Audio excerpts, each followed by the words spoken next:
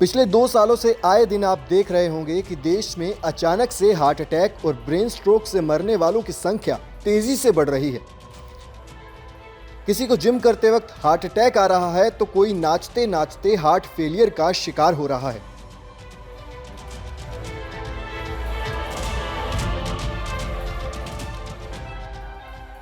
तो कोई चलते फिरते भगवान को प्यारा हो जा रहा है, जिसकी सबसे बड़ी वजह पोस्ट कोरोना इफेक्ट बताया जा रहा है। और अब कोरोना से उबर चुके लोगों को नसों की बीमारी का भी सामना करना पड़ रहा है। जी हां, कोविड-19 की पिछली लहरों से संक्रमित हो चुके लोगों पर डॉक्टर्स के अध्ययन से चौंकाने वाला खुलासा हुआ है, जिसके मुताबिक पोस्ट कोविड मरीजों में हार्ट अटैक और ब्रेन स्ट्रोक सहित अब पेट और पैरों की नसों में भी गंभीर मामले सामने आ रहे हैं। डॉक्टरों की यह स्टडी करीब 3000 से ज्यादा मरीजों पर किए गए रिसर्च के बाद सामने आई है। कोई भी वायरस का फैलने का जो मापदंड होता है वो आरओ फैक्टर होता है। आरओ फैक्टर मतलब एक इन्फेक्टेड पेशेंट कितने लोगों को इन्फेक्ट कर सकता है।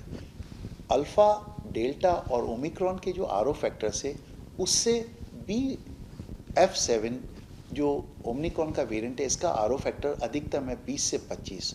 तो ऐसा माना गया है कि because of excessive RO factor अगर कोई इस वेरिएंट से इन्फेक्ट होता है और वो Covid appropriate behaviour like mask और सोशल डिस्टेंसिंग रखता है तो कोई रिस्क नहीं है, बट अगर वो मास्किंग नहीं रखता है तो थोड़ा सा ऐसा फीलिंग ये है कि it can infect more people.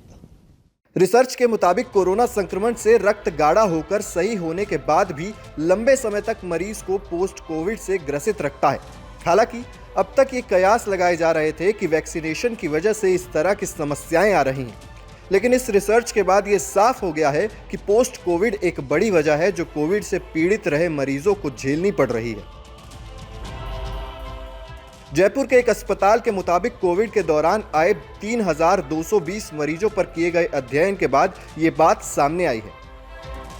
14.90% delta variant के मरीजों को इन समस्याओं का सामना करना पड़ रहा है, जबकि अल्फा वेरिएंट के 3.90 और ओमिक्रॉन के 1.6% मरीज इससे प्रभावित हुए हैं। बेसिकली जब भी कोई कोविड इन्फेक्शन होता है तो दो एस्पेक्ट होते हैं, कोविड पॉजिटिव होना और माइल्ड खांसी, कफ, जुखाम, बुखार होना। ये एक बात है, वो किसी को भी हो सकता है, वैक्सीनेटेड को भी हो सकता है। But critical disease means oxygen का फॉल होना, आईसीयू की रिक्वायरमेंट होना, वेंटिलेटर की आवश्यकता होना, ये प्रॉपर्ली अगर नया स्ट्रेन से भी कोई इन्फेक्ट होता है तो वैक्सीनेटेड पेशेंट्स में ये कंडीशन नहीं आती है। आज जो अभी हमारे आईसीयू में पेशेंट्स एडमिटेड हैं वो मेनली इम्यूनो कम्प्रोमाइज्ड और अनवैक्सीनेटेड, अनप्रोटेक्टेड लोग हैं। रिसर्च में यह भी पाया गया है कि संक्रमण खून गाढ़ा होने की वजह से कोरोना से स्वस्थ हो चुके लोग भी लंबे समय तक पोस्ट कोविड बीमारियों से ग्रसित हैं, जिसे पोस्ट थ्रोम्बोसिस कोविड भी कहा जाता है। Team news nation.